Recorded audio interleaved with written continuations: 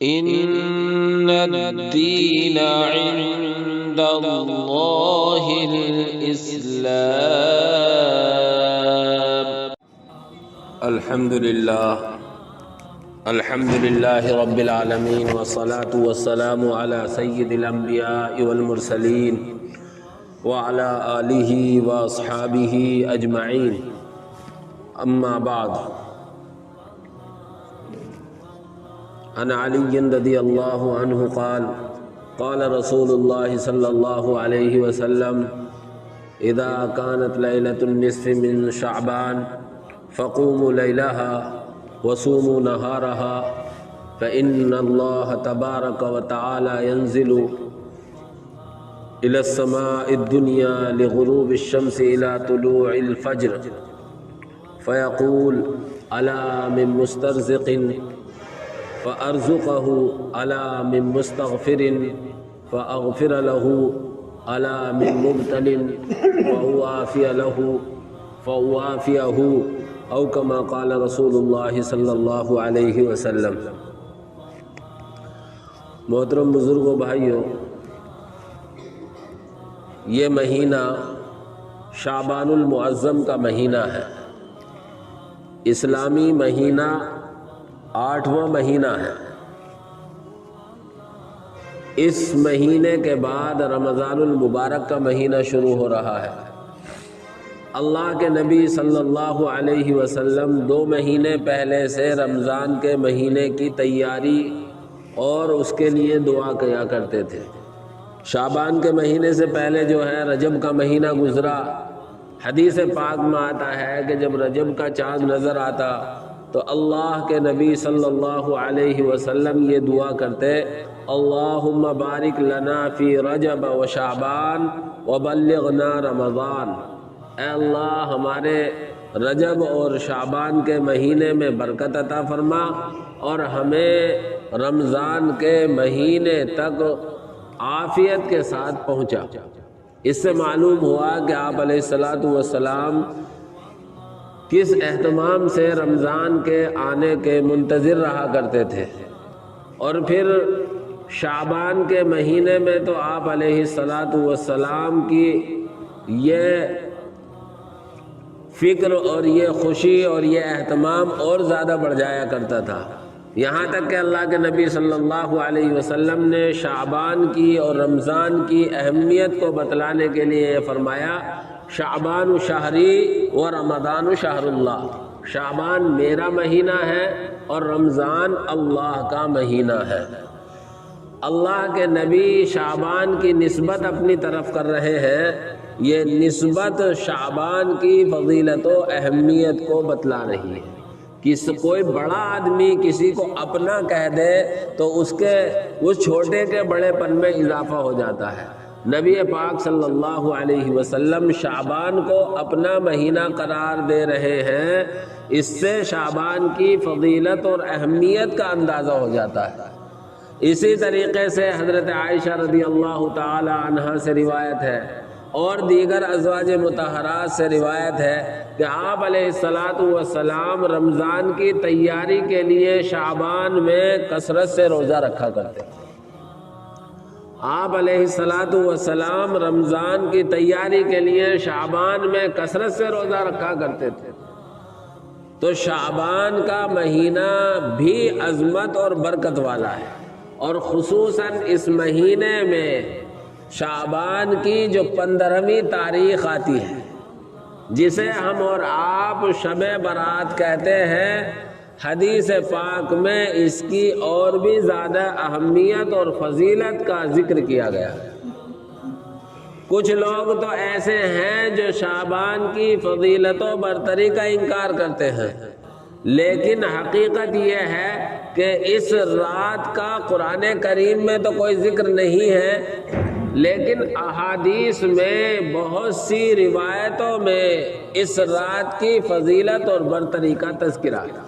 چنانچہ حضرت علی رضی اللہ تعالی عنہ کی روایت ہے، ابن ماجہ شریف میں حضرت عائشہ رضی اللہ تعالی عنہ کی روایت ہے، ابن ماجہ میں، ترمذی میں، اور ترمذی میں باقاعدہ اس کا امام ترمذی رحمۃ اللہ علیہ نے ایک باب باندھا ہے اسی لیے محدثین نے یہ بات لکھی ہے کہ شعبان کی 15ویں شب کے بارے میں جو روایتیں ہیں وہ متعدد طرق اور متعدد روایتوں کی بنیاد پر درجہ صحت کو پہنچ جاتی ہیں، یعنی شب برات کا ثبوت ہے، اور آپ علیہ السلام سے جو باتیں اس بارے میں نقل کی گئی ہیں وہ صحیح ہیں۔ چنانچہ شب برات میں ہمیں کیا کرنا چاہیے، احادیث کو سامنے رکھ کر 3 باتیں ثابت ہوتی ہے جو مجھے آپ کو ہر ایک ایمان والے کو اس رات میں کرنے کی فکر کرنی چاہیے۔ حضرت علی رضی اللہ تعالیٰ عنہ کی روایت ہے جو میں نے خطبے کے بعد پڑھی ہے۔ حضرت علی کہتے ہیں کہ اللہ کے نبی صلی اللہ علیہ وسلم نے ارشاد فرمایا کہ جب شعبان کا آدھا مہینہ گزر جائے، یعنی شعبان کے مہینے کی جو آدھے کی رات آئے گی وہ رات 15ویں ہوگی، اذا کانت لیلۃ النصف من شعبان، جب شعبان کے مہینے کے آدھے کی رات آئے یعنی 15ویں رات آئے تو کیا کرنا ہے، فقوموا لیلہا، تو اس رات میں عبادت کرو۔ پہلا کام یہ سمجھ میں آیا اس حدیث سے، اور اس حدیث سے یہ بات ثابت ہوئی کہ اس رات میں عبادت کرنا ہے۔ عبادت چاہے ہم نماز پڑھیں، چاہے ہم قرآن کریم کی تلاوت کریں، چاہے ہم تسبیح اور ذکر کریں، چاہے ہم دین کی باتیں سنیں اور سنائیں، ساری چیزیں عبادت میں شامل ہوں۔ کیوں اس رات میں عبادت کرنی ہے؟ آگے اس کی وجہ حضرت علی رضی اللہ تعالیٰ عنہ کی روایت میں خود نبی پاک صلی اللہ علیہ وسلم نے ذکر کی ہے، لیکن اس سے پہلے دوسرا حکم بیان فرمایا، وَصُومُوا نَهَارَهَا، اس دن کا جو رات گزرنے کے بعد دن آئے گا اس دن کا روزہ رکھو۔ 2 باتیں اس روایت میں، پہلی بات یہ کہ اس رات میں عبادت کرنا ہے، دوسری بات یہ کہ جب اس رات کے گزرنے کے بعد دن آئے گا تو اس میں روزہ رکھنا ہے۔ ان دونوں کا شریعت میں حکم یہ ہے کہ رات میں عبادت کرنا بھی مستحب ہے اور اس دن کا جو اگلا آنے والا ہے روزہ رکھنا بھی مستحب ہے، اور مستحب کا مطلب یہ ہوتا ہے کہ کر لو تو بہت بہتر، نہ کرو تو گناہ نہیں ہوگا۔ اسی طرح کوئی کر رہا ہے بہت مبارک، لیکن وہ کرنے والا کسی نہ کرنے والے کو برا بھلا نہیں کہہ سکتا۔ میری وسعت ہے، میں عبادت کر رہا ہوں رات بھر، بڑی خوبی کی بات ہے۔ میری وسعت ہے، میں روزہ رکھ رہا ہوں، بڑی خوبی کی بات ہے۔ لیکن کوئی ایسا ہے کہ وہ روزہ نہیں رکھ رہا یا رات میں نفلی عبادت نہیں کر رہا تو میں اور آپ اسے یا معاشرہ اس کو برا کہنے کا حق نہیں رکھتا ہے۔ اس لیے اعمال جو ثابت ہیں وہ ثابت ہیں، لیکن ان اعمال کا شریعت میں کیا درجہ ہے، ان اعمال کی کیا حیثیت ہے، ان اعمال کو ہم اسی حیثیت میں رکھیں، اس کی حیثیت نہ گھٹائیں اور نہ بڑھائیں۔ اس رات میں عبادت کرنا اور اس کے بعد آنے والے دن میں روزہ رکھنا دونوں مستحب ہے، اور مستحب کا مطلب یہ ہوگا کہ اگر کر لے بڑی اچھی بات، بڑی بابرکت مبارک اور بڑی خوشی کی بات، نہ کر سکے تو اللہ کی طرف سے کوئی پکڑ نہیں ہے۔ اب ایسے کیوں کرنا ہے؟ آگے اللہ کے نبی حضرت علی رضی اللہ تعالیٰ عنہ کی اس روایت میں اللہ کے نبی فرماتے ہیں فَإِنَّ اللَّهَ يَنزِلُ، بے شک اللہ تعالیٰ آسمان دنیا پر اترتا ہے، اور پھر اللہ تبارک و تعالیٰ اعلان کرتا ہے کوئی مجھ سے روزی مانگنے والا کہ میں اسے روزی دوں، ہے کوئی مجھ سے معافی مانگنے والا کہ میں معاف کروں، ہے کوئی مغفرت طلب کرنے والا کہ میں مغفرت طلب کروں، ہے کوئی اپنے بیماری اور پریشانی کا حل مانگنے والا کہ میں اسے بیماری سے نجات دوں۔ اسی طریقے سے اللہ کے نبی نے فرمایا اللہ قضا اللہ قضا، مختلف چیزوں کے ذریعے سے مختلف نام لے کر اللہ تعالیٰ کی طرف سے اعلان کیا جاتا رہتا ہے۔ اس لیے اپنی توفیق کے مطابق، اپنی وسعت اور حیثیت کے مطابق ہمیں عبادت کرنی چاہیے اس رات میں۔ اور اگر ہم روزہ رکھ سکتے ہیں، کوئی پریشانی نہیں ہے، کوئی عذر نہیں ہے، تو رکھنا چاہیے۔ اور تیسری بات حضرت عائشہ رضی اللہ تعالی عنہ کی روایت سے ثابت ہوتی ہے۔ حضرت عائشہ رضی اللہ تعالی عنہ کہتی ہیں اللہ کے نبی صلی اللہ علیہ وسلم کی میرے یہاں باری تھی، عشاء کے بعد آپ علیہ الصلوۃ والسلام گھر آئے تھے اور آرام کے لیے لیٹ گئے، لیکن رات میں حضرت عائشہ کہتی ہے میری آنکھ کھلی تو میں نے اللہ کے نبی کو بستر پر نہیں پایا۔ جب بستر پر نہیں پایا تو میں اللہ کے نبی صلی اللہ علیہ وسلم کو تلاش کرنے کے لیے گھر سے باہر نکلی، اور تلاش کرتے کرتے جنت البقیع میں پہنچ گئی۔ جو حضرات گئے ہیں، مسجد نبوی کے سامنے ہی جنت البقیع ہے۔ جنت البقیع میں اللہ کے نبی صلی اللہ علیہ وسلم کو دیکھا، آپ آسمان کی طرف سر اٹھائے ہوئے ہیں، اللہ رب العزت والجلال سے دعائیں کر رہے ہیں۔ حضرت عائشہ جب گئی تو اللہ کے نبی نے کہا عائشہ کہ جی اے اللہ کے نبی، اللہ کے نبی نے فرمایا عائشہ شاید تم یہ سمجھ رہی تھی کہ میں نے اللہ کے رسول نے تم پر ظلم کیا، یعنی باری میرے یہاں ہے، آپ مجھے چھوڑ کر کسی دوسری بیوی کے پاس چلے گئے۔ حضرت عائشہ رضی اللہ تعالی عنہ کہتی ہیں اے اللہ کے نبی خیال تو تھا۔ پھر اللہ کے نبی نے فرمایا کہ عائشہ بات یہ ہے کہ یہ آج جو ہے یہ شعبان کی 15ویں شب ہے، اور اس رات میں اللہ تبارک و تعالی آسمان دنیا پر اترتا ہے اور قبیلہ بنی کلب کی بکریوں کے بالوں سے کہیں زیادہ تعداد میں لوگوں کی مغفرت کرتا ہے۔ قبیلہ بنی کلب بڑا قبیلہ تھا اور ان کے یہاں بکریاں پالنے کا بہت زیادہ رواج تھا۔ آپ اندازہ لگائیے ایک بکری کے بال اگر شمار کرنے لگے لاکھوں سے زیادہ کہیں ہوں گے، اور بڑا ریوڑ ہو تو کتنی تعداد ہو جائے گی۔ مقصود اللہ کے نبی صلی اللہ علیہ وسلم کا یہ بیان کرنا تھا کہ اے عائشہ یہ مغفرت والی رات ہے، اس رات میں اللہ مغفرت کرتا ہے، اس لیے میں دعائے مغفرت کے لیے قبرستان آیا ہوں اور اللہ سے مغفرت مانگا۔ لیکن مجھے اور آپ کو آگے چوکنا ہونے کی ضرورت ہے۔ ہر کس و ناقص کی مغفرت نہیں ہوتی۔ اس رحمت اور برکت والی رات میں بہت سے ایسے محروم القسمت ہیں جن کی مغفرت نہیں ہوتی، اللہ کی طرف سے انہیں مغفرت کا پروانہ نہیں ملتا۔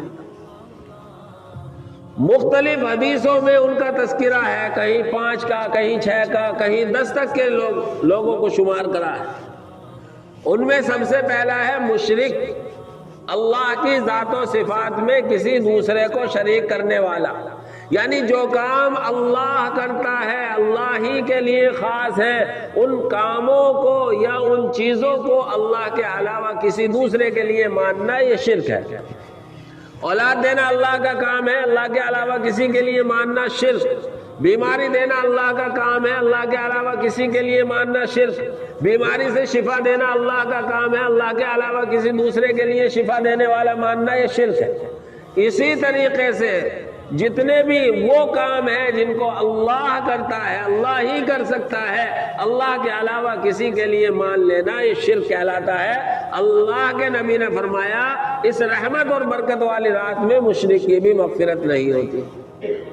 دوسرے اللہ کے نبی نے فرمایا اس رات میں زناکار، زانی کی بھی مغفرت نہیں ہوتی، جو اپنی حلال طیب بیوی کے ہوتے ہوئے ادھر ادھر منہ مارتا پھرتا ہے۔ اللہ کے نبی صلی اللہ علیہ وسلم کہتے ہیں یہ رحمت اور برکت والی رات بھی اس کے لیے نحوست ہے، یعنی اس کی مغفرت نہیں ہوتی۔ تیسرا اللہ کے نبی نے فرمایا عاق الوالدین اپنے ماں باپ کا نافرمان ہے، ماں باپ کی خدمت نہیں کرتا، ان کی دیکھ ریکھ نہیں کرتا، ان کے خیال نہیں رکھتا، اور انہیں آسانی کے بجائے انہیں تکلیف اور پریشانی پہنچاتا۔